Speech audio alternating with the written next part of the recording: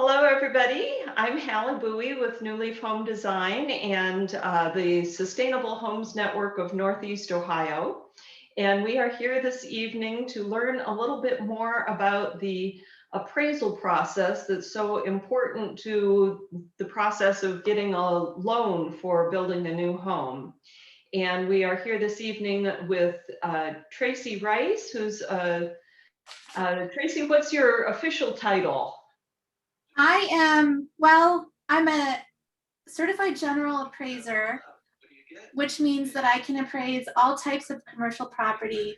I'm also an MAI appraiser, which means that I have the highest level of designation through the Appraisal Institute. And then I'm also a lead AP, which you all know what a lead AP is, through the U.S. Green Building Council, one of their accredited professionals. And I own my own appraisal company here in Akron. The name could be whatever it is, my title, I say principal, but the name of my company is Rubber City Appraisal Studio. Yeah. I'm in West Akron. And Tracy worked with Michael Kreider and Annette on the process for their new home, which is what we're kind of going to be using as an example this evening, with some of they included a lot of sustainable new features in their home, and but not all of those sustainable new features had as much value to the bank as they were hoping that they would. So, but Tracy helped to identify those. Michael and Annette, you want to say anything more before we start in on the presentation? I'll let you introduce yourself and then I'll just go into it. I am just going to say I'm Annette, and thank you so much for being here. Thank you, Hallie, for setting this up, and Tracy for being with us. Really appreciate it. Okay, so if you want to start the PowerPoint. Okay. Or did you want us to other folks too? Have we met everyone who's on?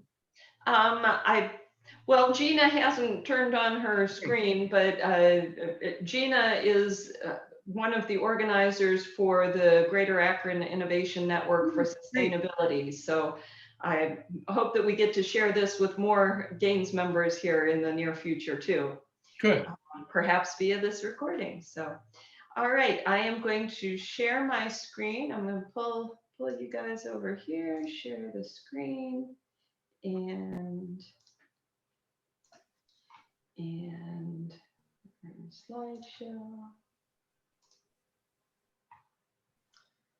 Okay. Maybe you can get rid of the people too while you're doing it so we can see all the.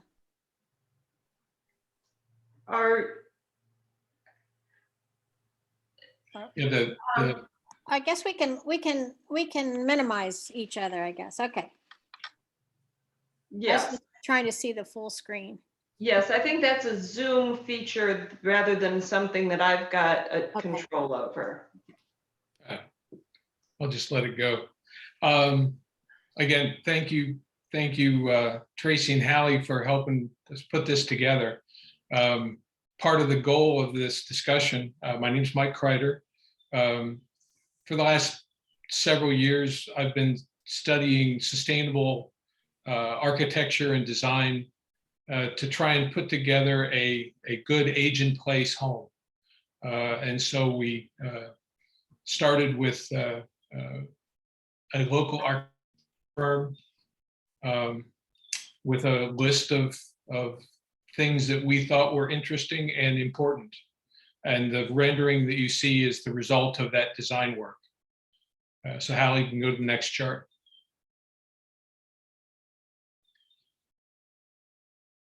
So we're going through the intro portion right now, and this is the only part I have to work with you on, and then Tracy will pick up the more complicated sections later. Next chart. So as I said, we've been working on putting together an age-in-place home for some time, and after a lengthy search, we found lots in Cuyahoga Falls that would generally fit the sketch I had for the home. Our goal was to put together a 2,000 square foot house with contemporary design. One of the challenges was to go with a single floor with no steps, so that my family ages into wheelchairs at some point. So we wanted to make that an ADA compliant structure also. Then feeding that was going into a no maintenance or low maintenance structure as well, which drove the selection of some of the exterior materials as well as some of the interior trim. The sustainable design work, Annette did almost everything in the finishes, but my contribution was to go with a highly energy efficient design. In other words, go with the triple pane windows, get high insulation, R50 in the roof ceilings, R28 to 30 in the sidewalls, et cetera. And then, of course, use lighting to go forward. We've actually already purchased all the Energy Star appliances and tried to design in as much passive solar gain as we could. And you'll see that in some of the design pictures as well.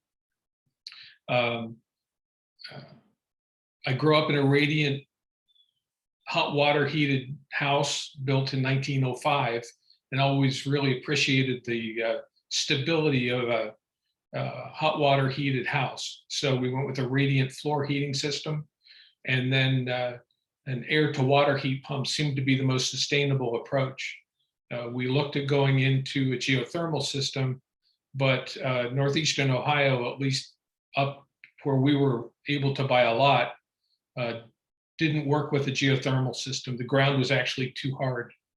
Then go with a high efficiency air handler and HEPA filtering because of allergies as well as other situations, and then put in sustainable materials, bamboo flooring, linoleum, similar to what I grew up with, which is just linseed oil and sawdust put together, cabinets put together, and then a pervious driveway, which is a combination, my desire, but also because we're building in town in Summit County, we needed to reduce our lot coverage as much as possible.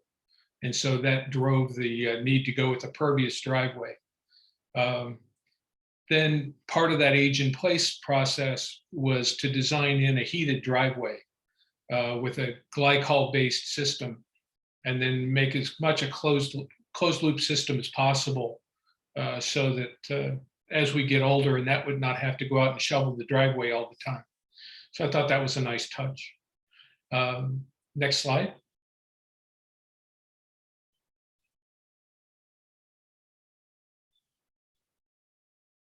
So this is, thought we could give you an idea of where we are in the process. The renderings are on the left side of the slide, and then photographs of where we are at this point in the process. You can see the French doors and the windows we were talking about that will be changed due to color, but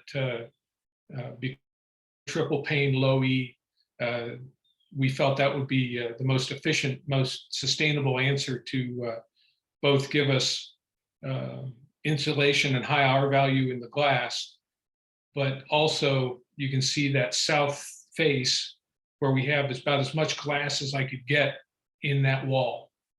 That is a hallway that actually leads back to our main bedroom in the rear of the house, so that we'll be able to pick up quite a bit of sun.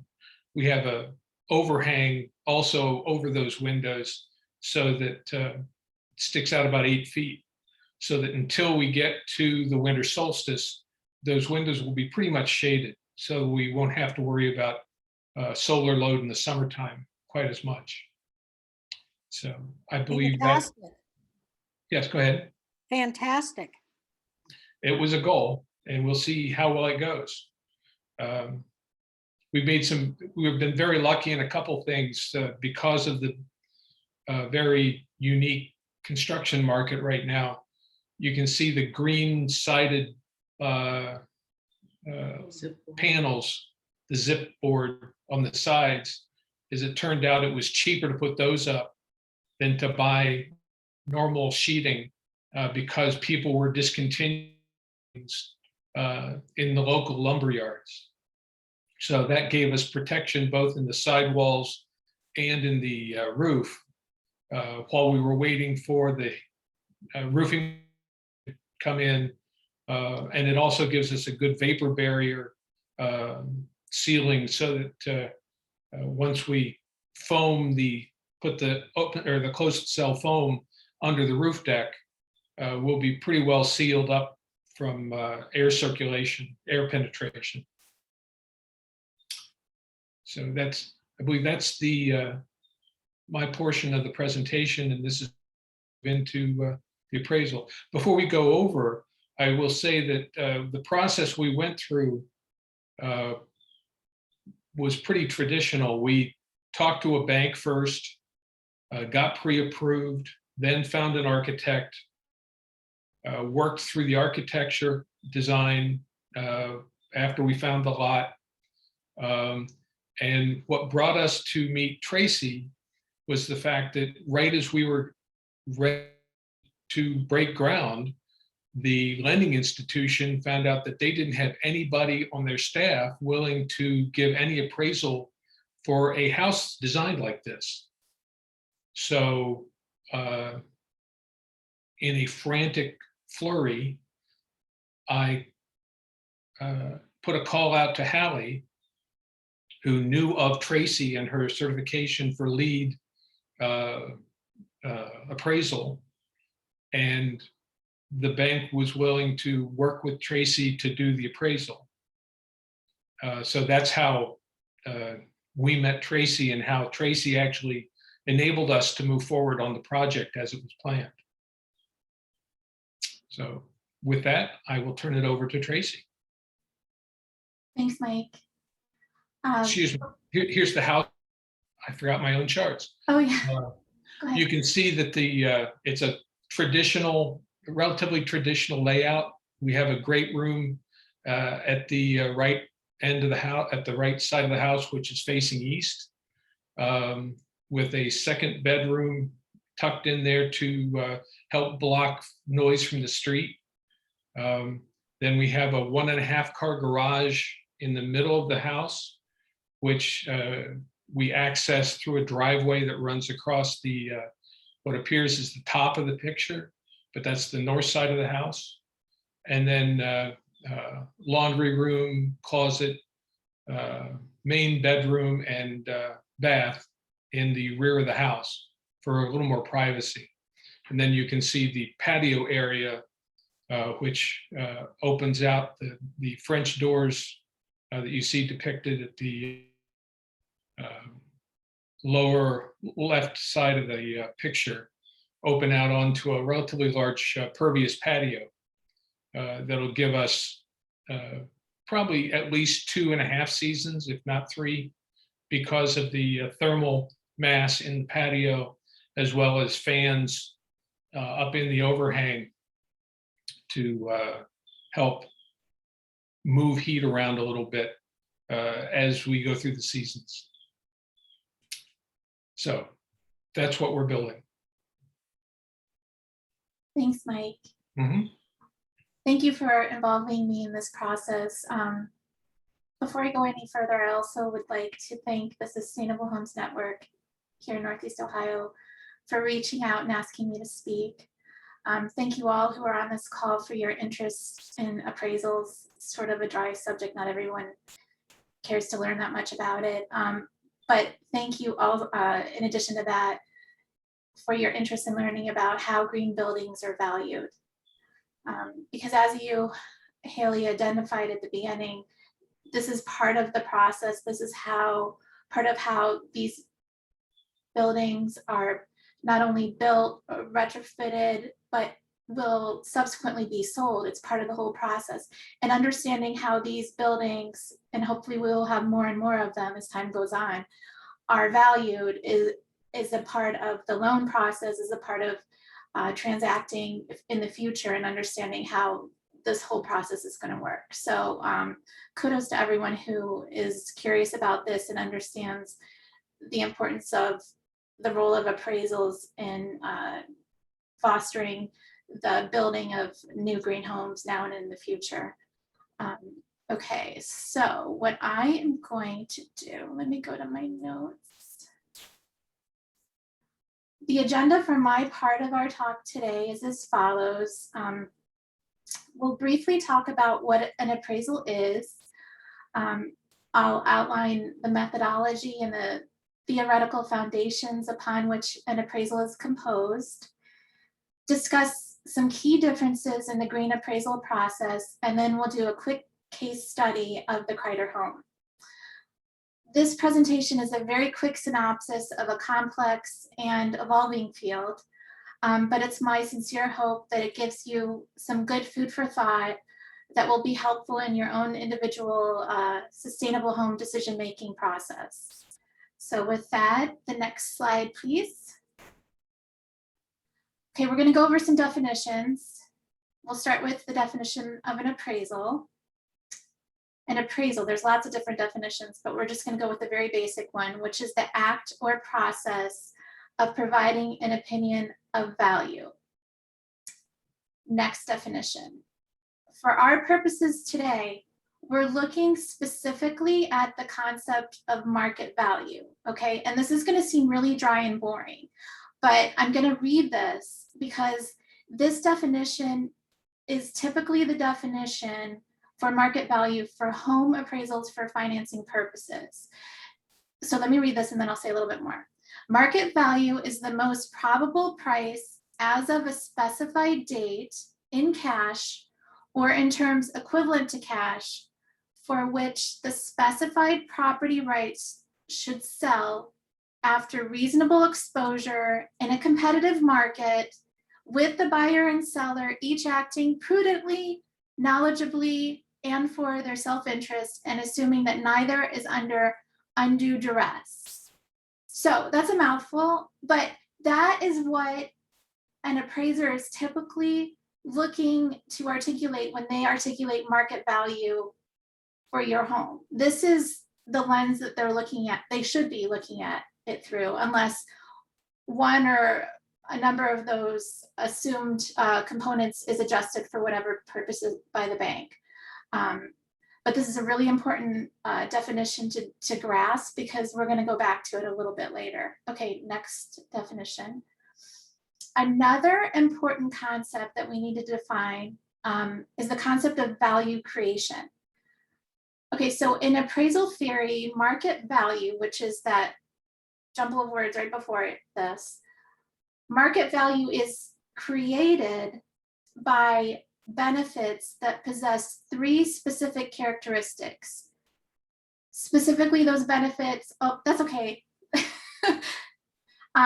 Specifically, those benefits are monetary, direct, and exclusive benefits. So to go into a little bit more detail, monetary, of course, means in terms of money or cash equivalency. Exclusive means the benefits are realized specifically and exclusively by one owner or one user. And then direct means benefits that flow directly and do not pass through a third party or an intermediary. So the whole concept, and again, we're going to go and dive into this concept of value creation when we look at the Kreider home towards the end of the presentation, but those are three very key benefits that will lend themselves towards my or any other appraiser's recognition of value being created by a feature that might be present. And in addition, and then moving on, in addition to having an analysis framework that appraisers work within and a specific methodology that we follow, we're bound by something called USPAP, which stands for the Uniform Standards of Professional Appraisal Practice. And this represents our guiding document for ethical and performance standards. Okay, next slide. Within an appraisal, there are various different components, and depending upon the scope of appraisal that might be ordered, they may or may not be in your appraisal, but theoretically, they should be part of what the appraiser goes through in their analysis and keeps in their work file, even if you don't see it.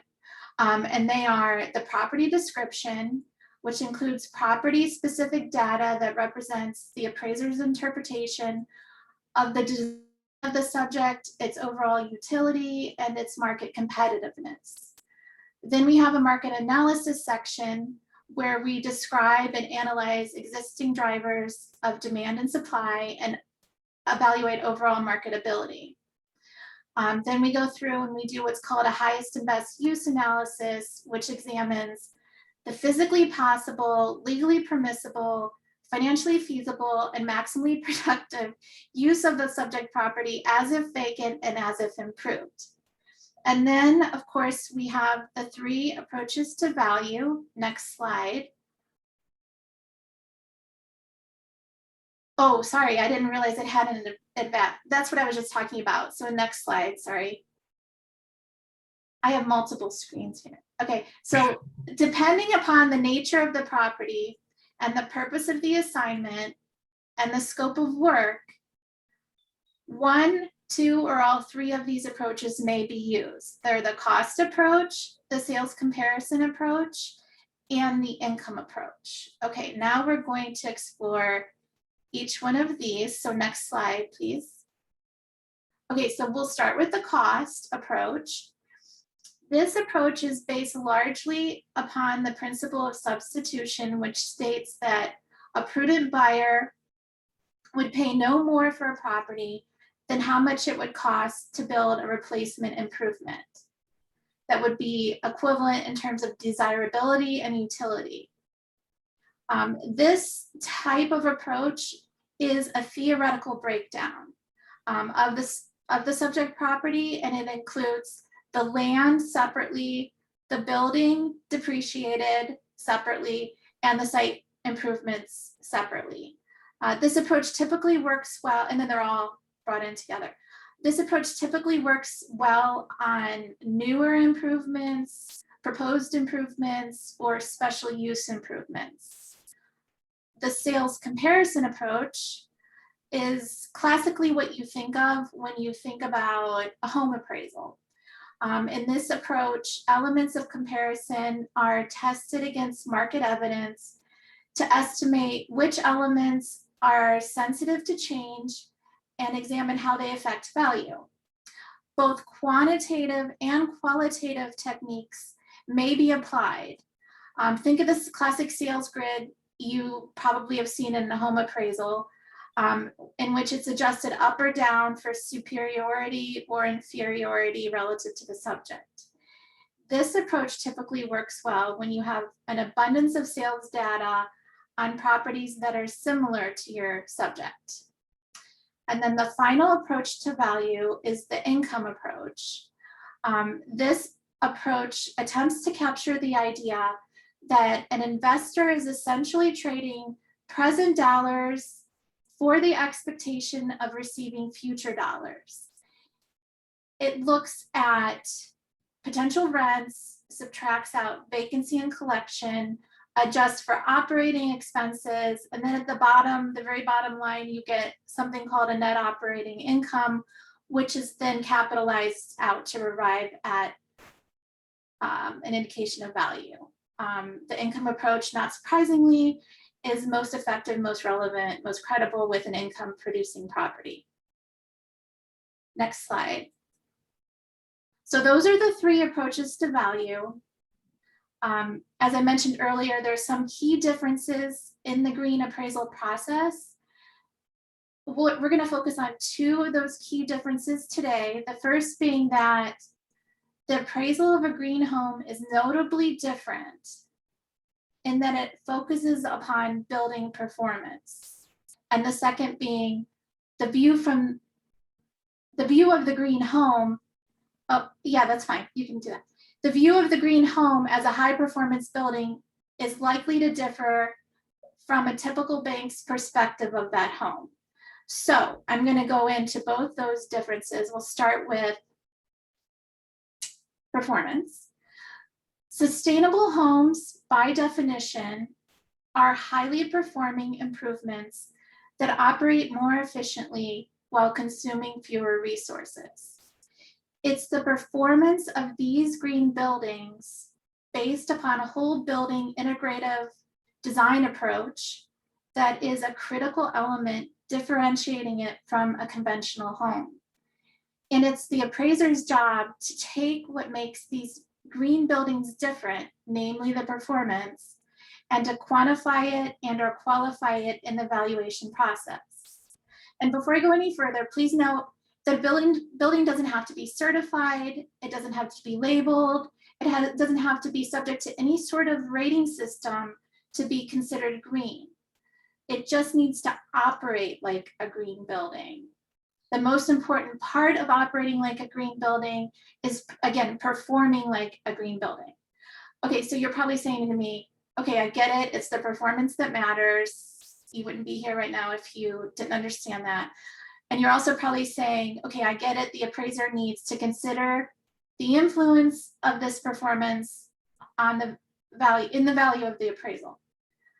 However, the reason that I'm stressing this as a key difference is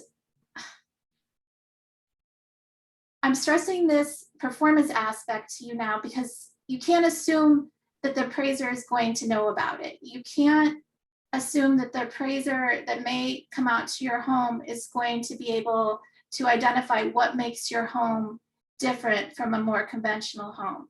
You need to proactively provide this data to demonstrate this performance importance to the appraiser because they might not think about it. Why might the appraiser not think about it? Because the bank doesn't necessarily think about your home as a high performance building. This is not how banks typically have thought about homes before. They just assume that a home is there, that it functions. If they have a home inspector that goes through, if there's an issue, they fix it. They historically have not been concerned with how a home performs. The exception would be PACE financing, which we're not going to get into today.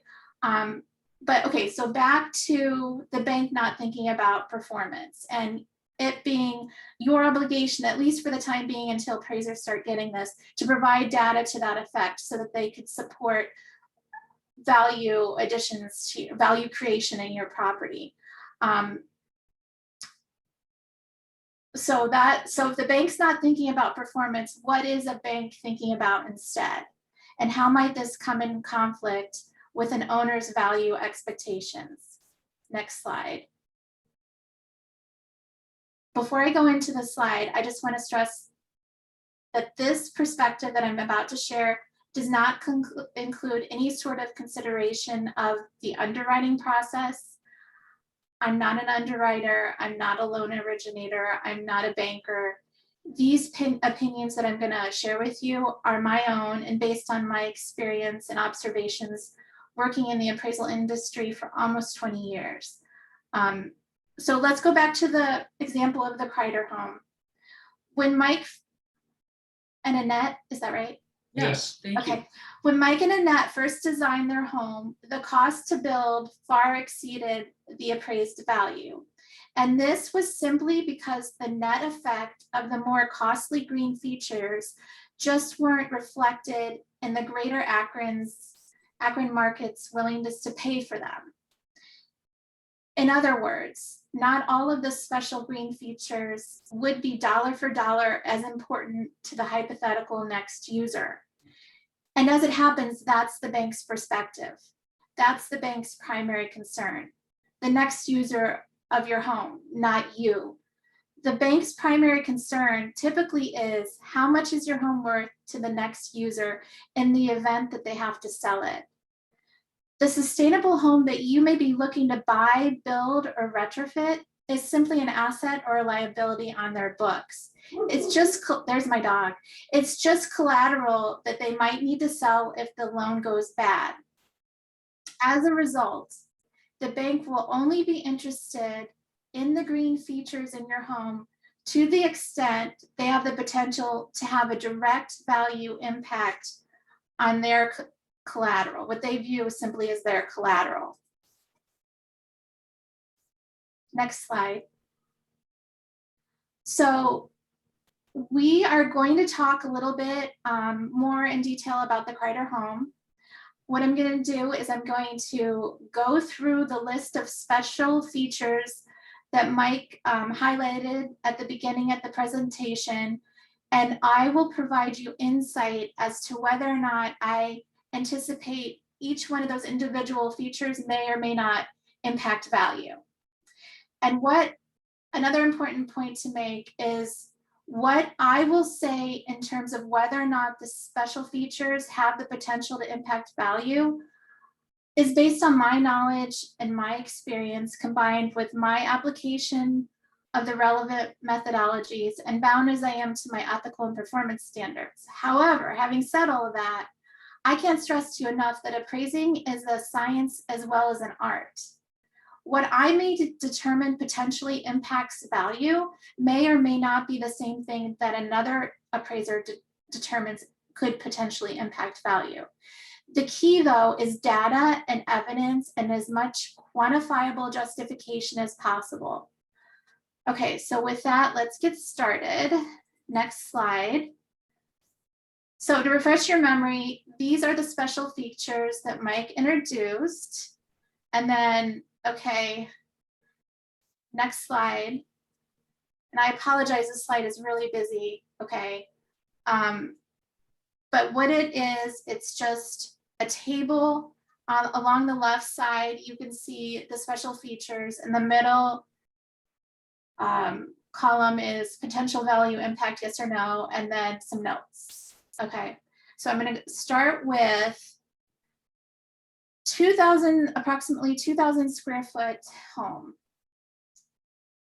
From the valuation perspective, no real impact. Aside from the fact that that square footage will help me define which comparables I'm going to use, because this is, again, to go back to some of the methodology we first talked about when we got started, I will be using a sales comparison approach. I'll be choosing comps. The comps that I choose will be as close to as possible in square footage to the Kreider home as I can make them.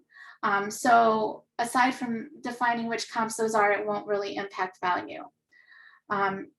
Next two features, single floor with no steps and contemporary design. While there might be positive, I've seen it, I'm sure you all have seen it, more positive marketability associated with a single story home. There is a subsector of the buying public that is interested in that. Some of them are not. So same thing with the contemporary design. Even though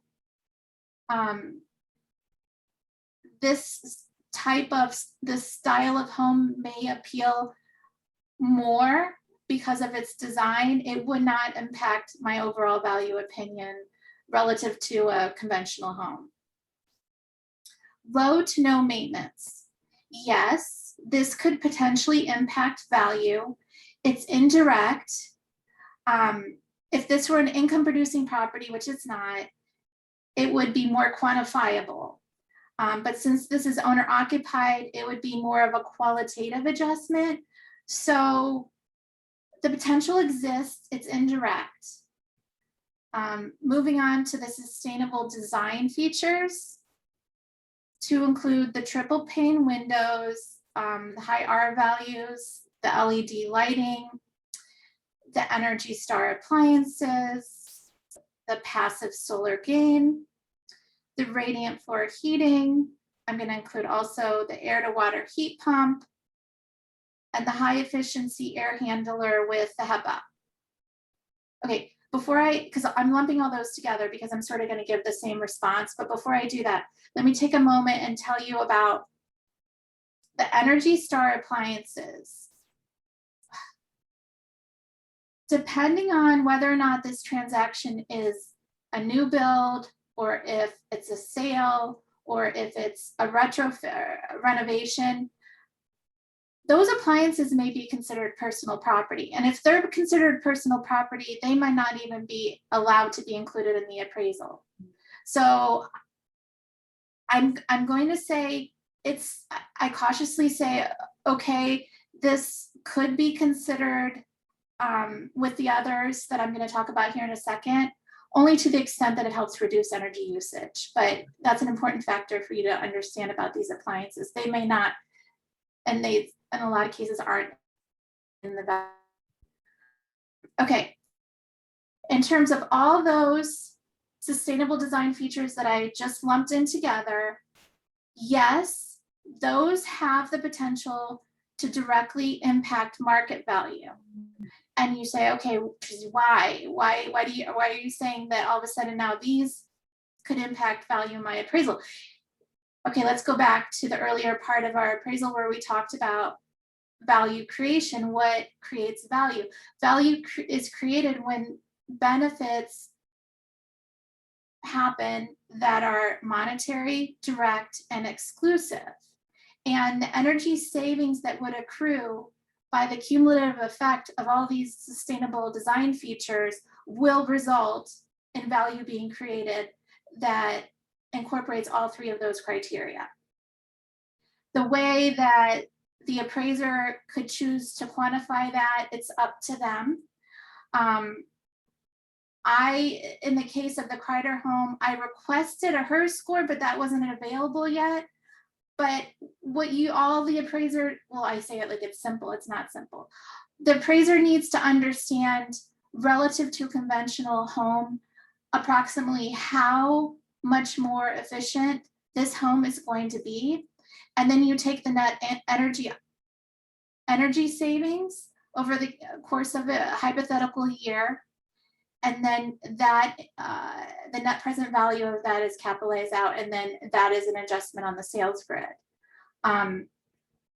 Going back to the onus being on the owner to provide data, in an ideal perfect world, you might have a year's worth of energy bills to share with the appraiser, in which you could clearly demonstrate that your energy usage was reduced 20-30% relative to an equivalently sized home similarly located. And then the appraiser could use that to generate an adjustment to reflect that value that was created. Okay, so moving on, we have sustainable materials whenever possible, including bamboo flooring, linoleum flooring, and bamboo cabinets. Unfortunately, no readily discernible value creation through those materials, although they could definitely have positive marketability to a knowledgeable buyer. So it's not all loss. It would be a qualitative gain, but it wouldn't be as quantifiable as that energy usage we just discussed. And then moving on, pervious driveway, pervious walkway, pervious patio. Again, no discernible value impact, although again, marketability could be positive if you have a knowledgeable buyer. Just as an aside, if you think about value creation, there are benefits that are stemming from those pervious uses. But let's be honest about it, those benefits are not necessarily accruing to the Kreider family, they're accruing to society at large in the form of reductions in stormwater runoff. And because that value that's created by the impervious surfaces is not impervious, pervious surfaces is not monetary, direct, and exclusive to the Kreider family for this specific property, I can't articulate a value attached to it because it's given to society, which is obviously a good thing. So heated driveway, high efficiency with a high efficiency gas boiler and moisture and temperature sensor.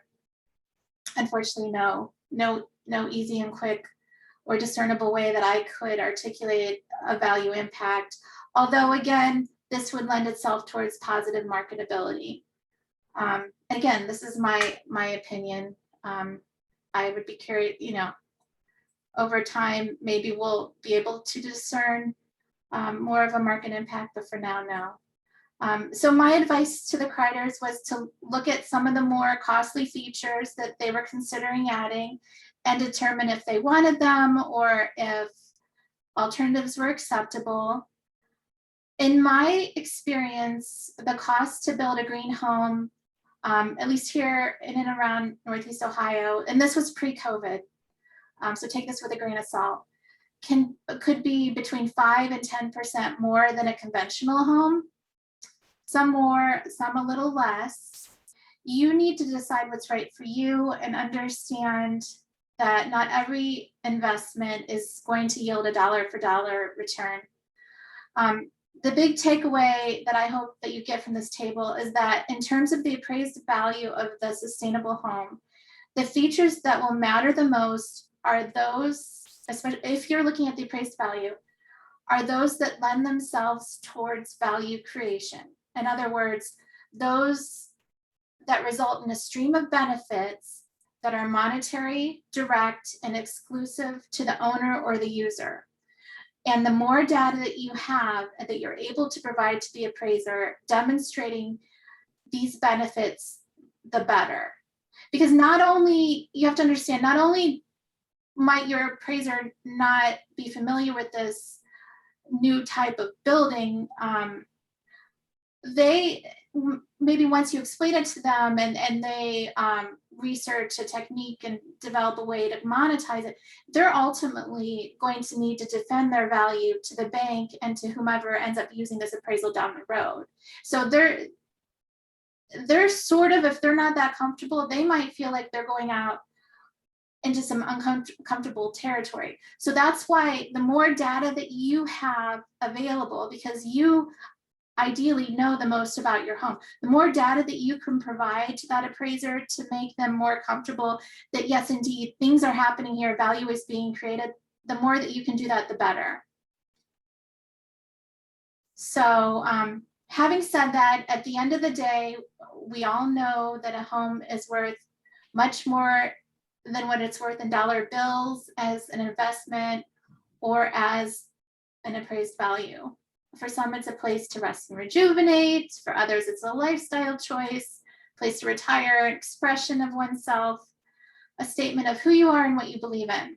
My personal concluding thought and advice to you, if you're looking to build, buy, or retrofit a sustainable home, is to make the choices that make the most sense to you, given not only your financial goals and objectives, but also those personal non-monetary sustainability goals and objectives that really can't readily be quantified. So with that, that concludes my presentation. Take any questions.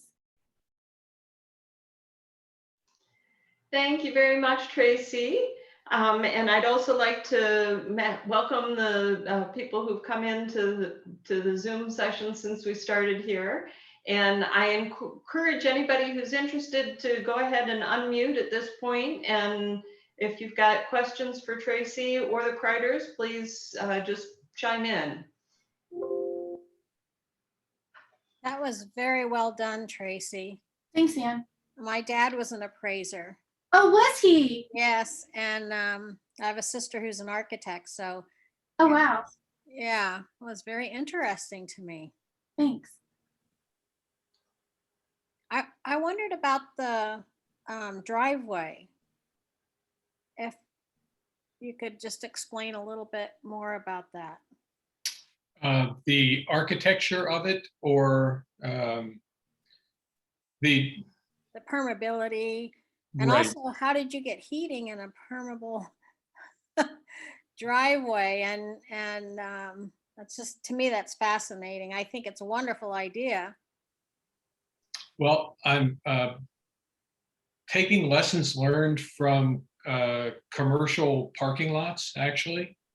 The first time I saw this type of parking space was on the parking deck in the Pittsburgh Art Museum.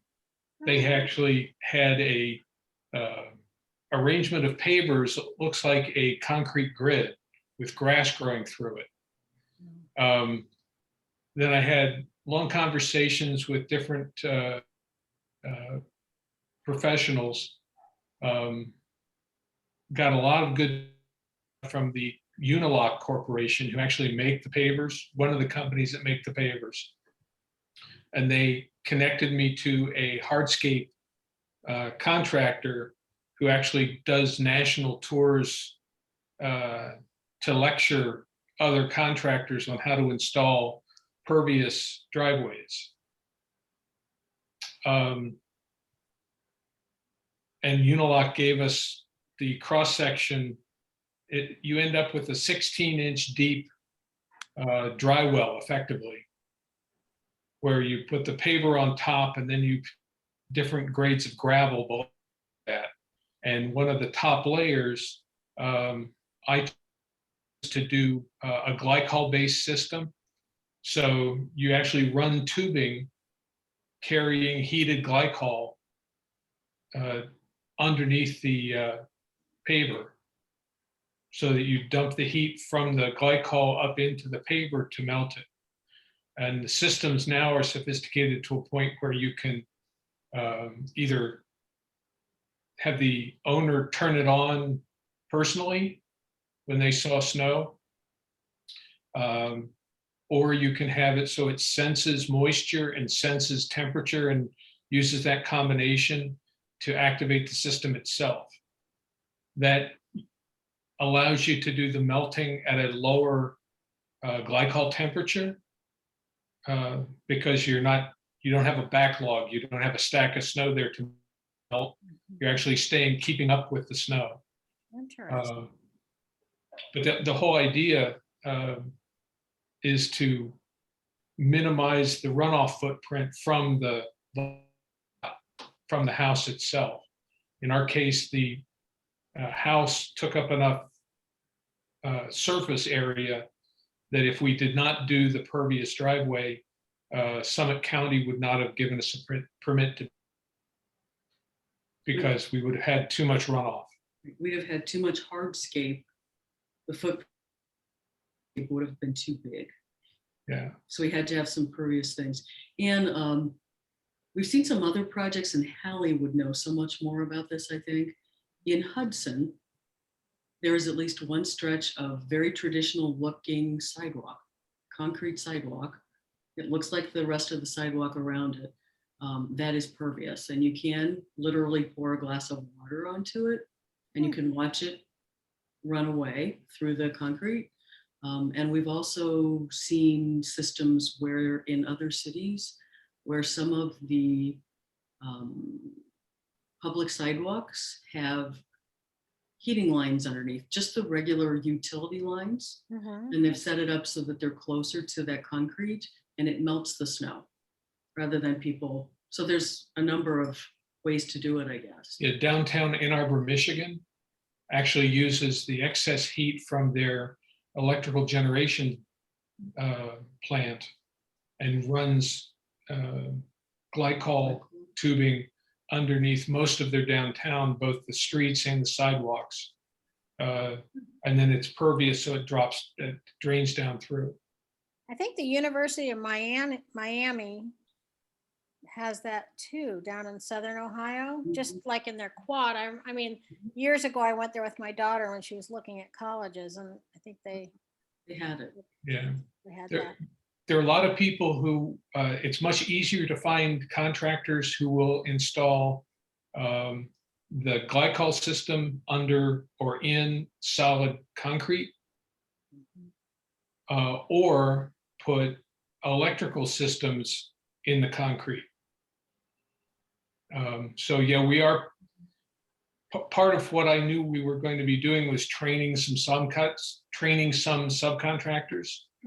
or bringing subcontractors together that might not have known each other before.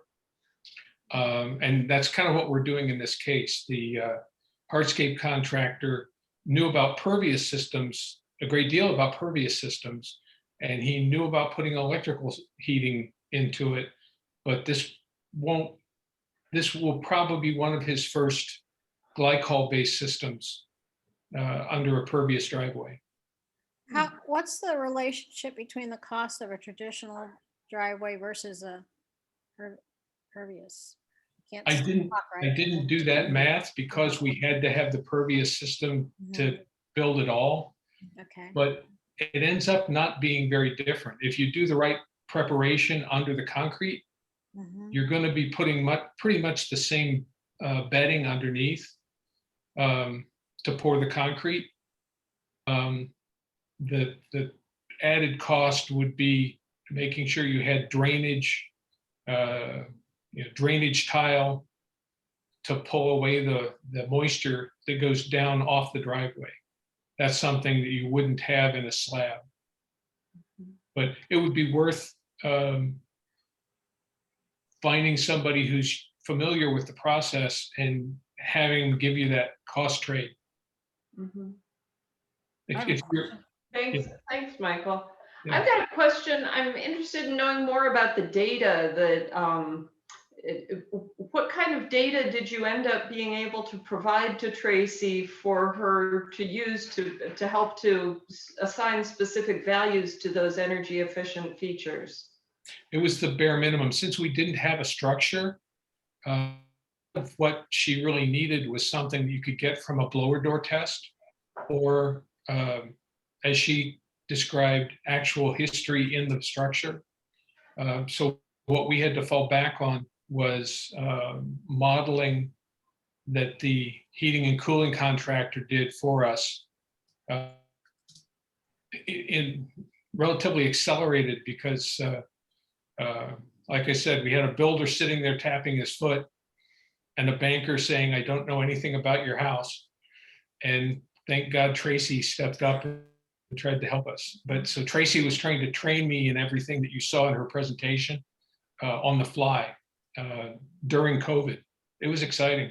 Do you know what modeling softwares? Was it just the manual J's and S's that they used to select equipment, or were there any other programs that you used? I believe it was pretty much manual. The contractor that we used is ENG Heating and Cooling.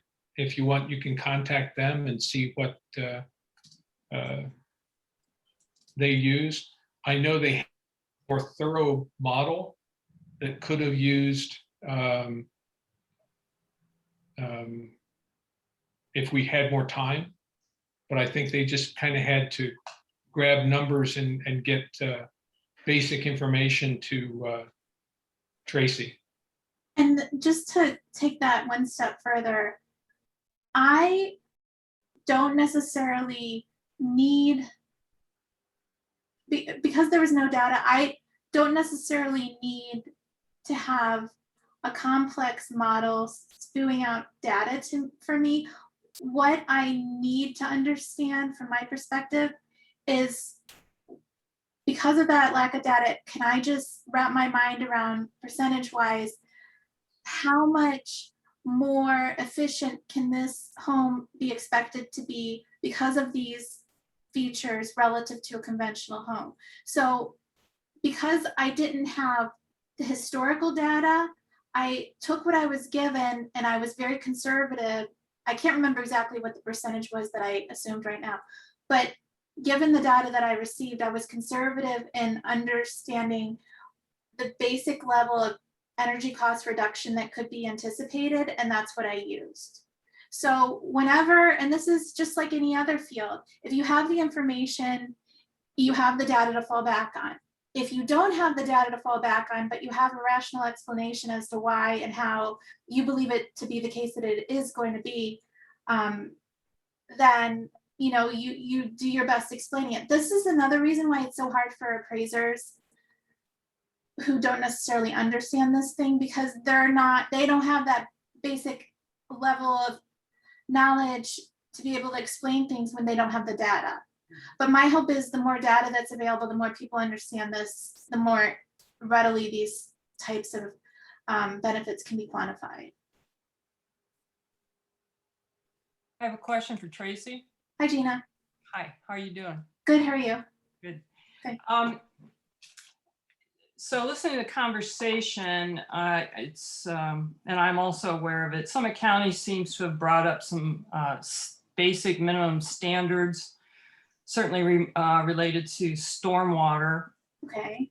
And when standards are applied across the board for building for water quality and stormwater runoff, when will that start to get recognized as the appraisal value that it should get?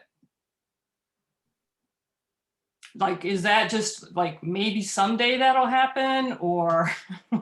Okay, I will tell you two things. Number one, and I'm not trying to be negative here, but this is just how it is. Going back to what we talked about initially at the beginning of the presentation about those benefits being monetary, direct, and exclusive. Right. That's not the case with those benefits. Those benefits are shared with society at large. So in terms of them being readily and directly quantifiable in the case of an individual property owner for a specific appraisal, and if we're talking just about a typical home appraisal for financing purposes, it's probably not likely to be seen in the short term or midterm. However, there's a concept called the valuation of ecosystem services where they go, I'm sure you've probably heard of it, where they go in and they attempt to quantify the costs and the benefits of various different environmental attributes and what they're worth to society. I mean, clearly that has worth to society and that would fall within that range. But when you have to isolate a certain person, the single person that's going to be gaining from that, from the appraiser's perspective, I wish it could, it can't be done right now. But Summit County, in their stormwater program, I know that they, in Cuyahoga Falls, I think has done it too. They charge the developer or builder more money for impervious surfaces now. Oh, that's good. So their costs go up, which get put into the value of the home, or because it's trying to capture what that cost is to society, I'm assuming. Is that what they're thinking? I guess. I don't know, but when will that be reciprocal for those who put in pervious surfaces that are actually doing the right thing? Right, and right. The quality of the materials are different than the cement, blah, blah, blah. And I know that falls within the ecosystem valuation, but I just don't think. I see what you're saying. I wonder if that's not a question for zoning. Maybe when they're in the process of devising the codes, because the conventional building code, we all know in some cases is not very friendly to the environment. Right. If someone could educate the people in the zoning department in terms of the benefits of those sorts of things, and if they could add that as, I can't think of the word right now. You get credit for something. By coincidence, yeah. Part of the reason why we went with the type of paver we went with was because, okay, first of all, to answer your question about where there's credit, in Cuyahoga Falls, they just redid their building code in 2016, I believe.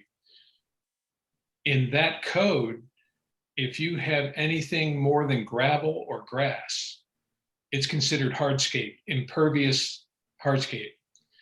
So when you talk to them about any kind of paver, they just plug their ears and start going then.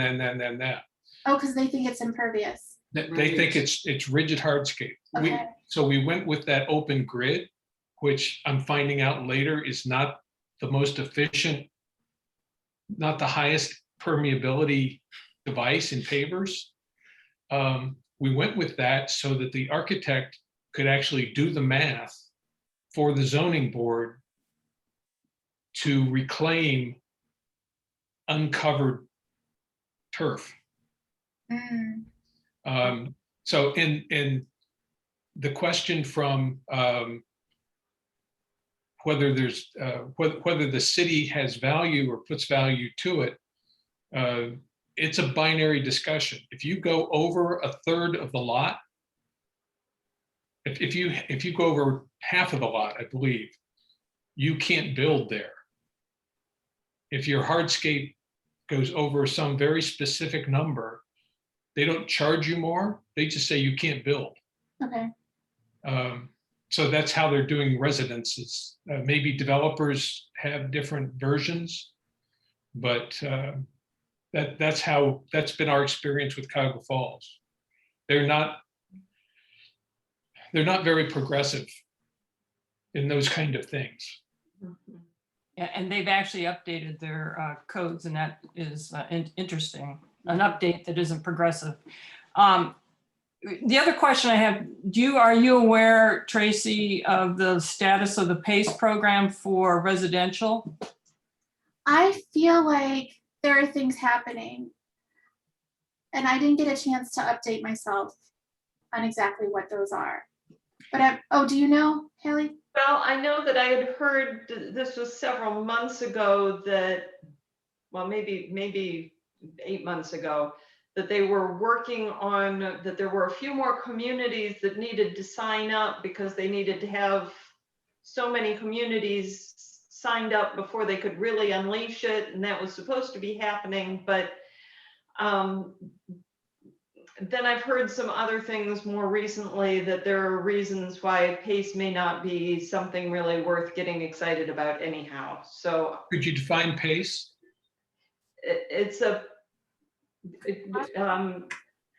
It's an acronym. I can't think of what it stands for, but basically know. all the energy efficiency you're putting into your home, I printed Is- something out. loan, But the value is loaned to you through the county and you pay it back on your property value. So you're Oh. actually increasing the value of your property. You're not accruing costs.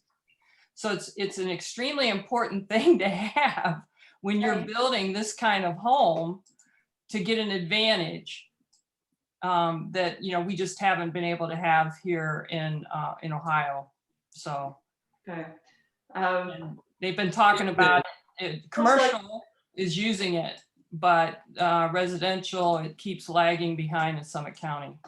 Matt has posted that, and Matt also had a question. You want to read that, Matt, or? Sure. Well, I would also mention, so Hi, Matt. hi, everyone. Apologies for being late. I just would add that in addition to PACE, right, Freddie Mac and Fannie Mae both offer green mortgages for residential, which are fairly new. PACE has been around for a little bit longer, but it seems like my interpretation is that it seems to be phasing out. And so Freddie Mac and Fannie Mae are both developing alternatives that have a lot more robust options. Something to look into. So Tracy, thank you for your presentation. I just had one question around, so you'd mentioned, not necessarily needing a particular certification to pass as a sustainable or green home. But from your experience, is it more beneficial to go down a certification path, like Passive House or any of the others? Because does it, could it be a more favorable appraisal potentially? it depends on your cost benefit calculation for that specific project, because in a lot of cases, it might be more costly in terms of getting a consultant and going through and doing what you need to do to get certified. But then again, you have guidance and you have direction in that process, and you are more able to fulfill possibly what you're looking to achieve. So you need to decide if the additional costs that's incurred with that is worth it, given the size of your project. I will say that it's been increasingly the case that I've observed that on the smaller sort of projects that it's not necessary, because so much of the newer equipment or mechanicals that are more readily available are already highly energy efficient. And so people are able to do the best that they can do given what their goals and objectives are, and they're satisfied with that. But if your goal is different than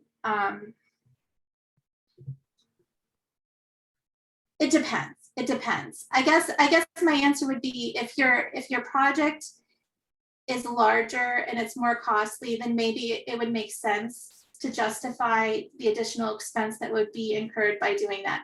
But if at the end of the day, you're just looking to make a home that is energy efficient and cost effective, then possibly not. It depends. If Sorry, I I don't have an easy I can answer. comment again. When we started our process, the architect told us that we went with a lead certified architect. Our goal, of course, was to make an energy efficient, sustainable home. The overhead cost of the paperwork was not supportable by the size of our job, in their opinion. Mhm. One thought is that if you did do something like a passive house certification, which passive house is about the most rigorous from an energy standpoint, at least, sort of process that there is out there, just because you're doing passive house, you would have to use their modeling software. So you would have a lot of great data. But as Tracy mentioned, the cost trade-offs might not really pay for, unless you wanted to be that aggressive with your energy anyhow, then it might not be worth it just from a purely financial standpoint. Right. Okay. I'd like to know more about the low maintenance of the exterior and what materials and adaptations you used and the value of those, maybe from Tracy's perspective. We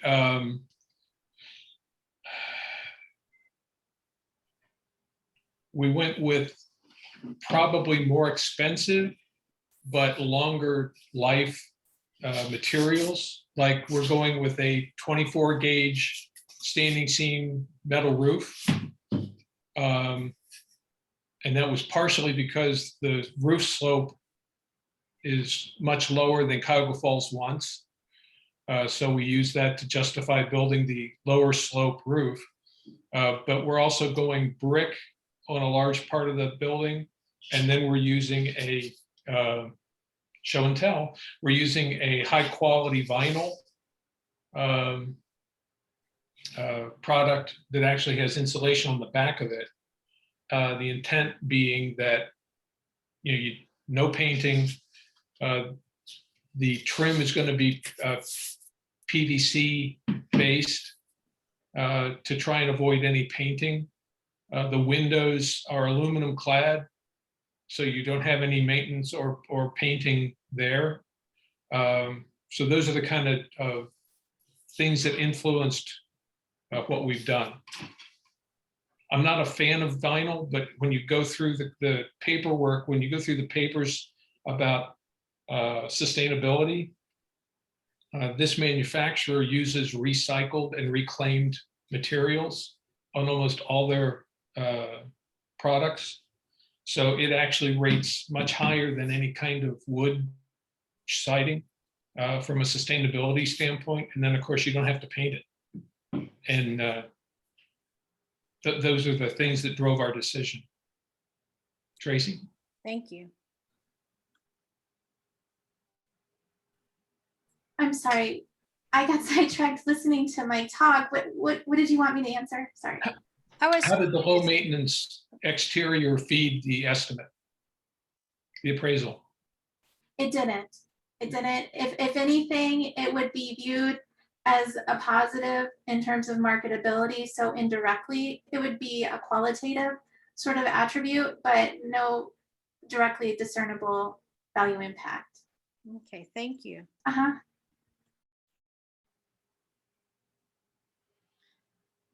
Yeah, I imagine that probably the quality of the vinyl had more of an impact on it than the sustainability or the low maintenance, because the question would have been, which vinyl are you using? Because vinyl is so Right, so right. this right now as far as new construction goes. Yeah, it's this is a product made by a company called Royal. It turns out they're a Canadian company that owns most of the, they make most of the vinyl siding used in North America. They just have different grades. And this is one of the higher grades. I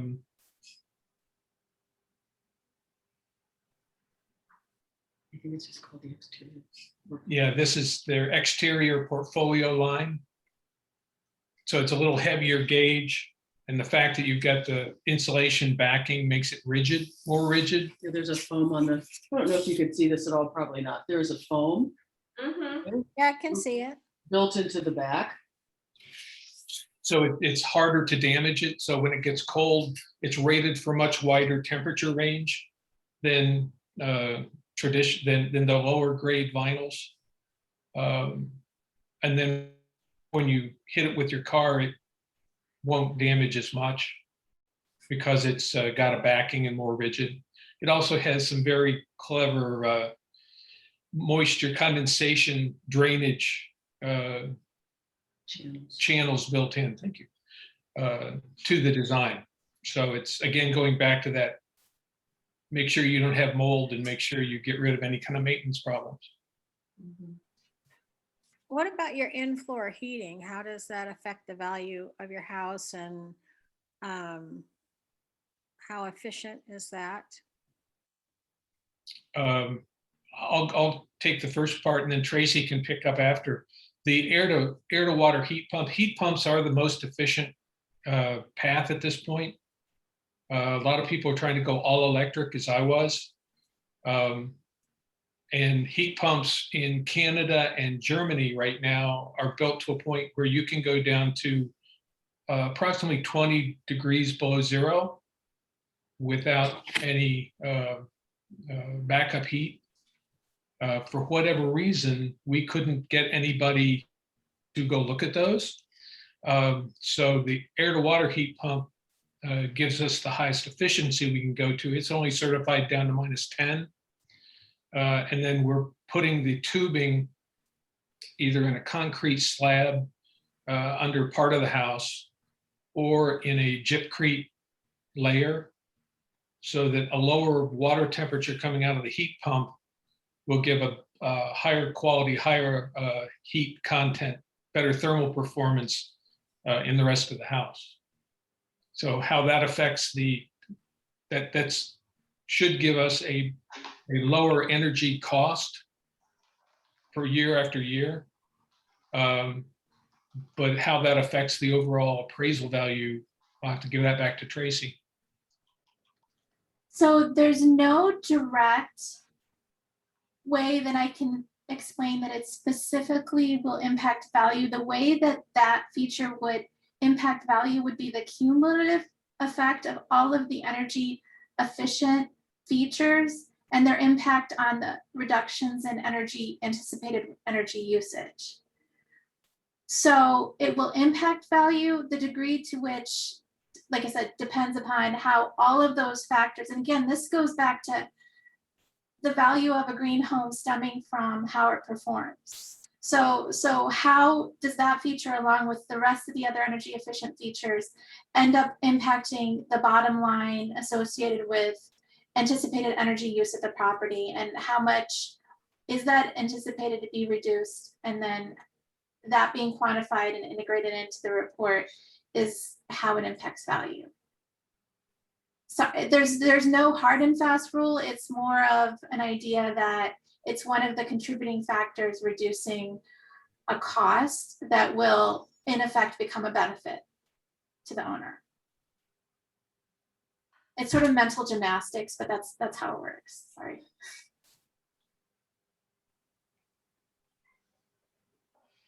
Okay. We're coming up on 7 o'clock here. So does anybody else have any questions?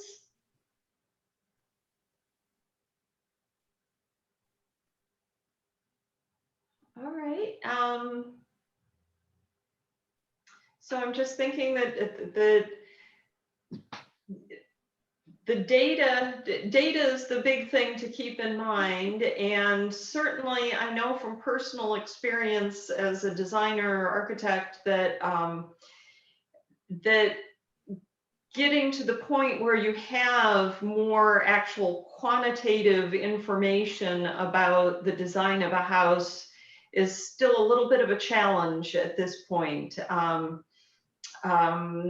Starting to use an actual mechanical engineer for sizing the heating and cooling system is a big help, and using an engineer who is actually focused on sustainable residential design is also a big help. Actually asking them to put together comparisons between a standard house, because they have the software available, but that might not be something that they would provide on a normal basis, but that information may be available to have if you just let them know that that's going to have some value to you, that you'd like to have them run the numbers with an R20 wall insulation and an R49 ceiling insulation and an 80% efficient furnace, and see what that comes out at compared to what you're actually planning to use. And what an estimated HERS score is. If they could just give you an estimate for the HERS score. Right. So, and then from there, other things need to be thought of in a separate category as far as value to the homeowner themselves, and not so much expecting that to have value to other people out there in the world, and the bank as far as financing goes. So, okay. Well, thank you, Tracy, so much for sharing your wisdom with us. And thank you to Michael and Annette for sharing the experience on your home. And we will plan to have this recording available for people to share with others who may be interested. And I look forward to hearing when we're able to schedule an in-person tour of the Kreiders' new home while it's still under construction, and you can see all those good juicy systems while they're out and easy to really see what's going on. Yeah, right now they're looking at something like late July, August as a completion date. So we have some runway to go in and look at things before the wall closes up. Okay. All right. Well, we will plan to see you then. All right, great. Thank Very you. wonderful to meet Bye. people in person. Thank you so much for all your help. Thank Thank you. you. Everyone. Bye. Okay. Bye-bye. Bye-bye.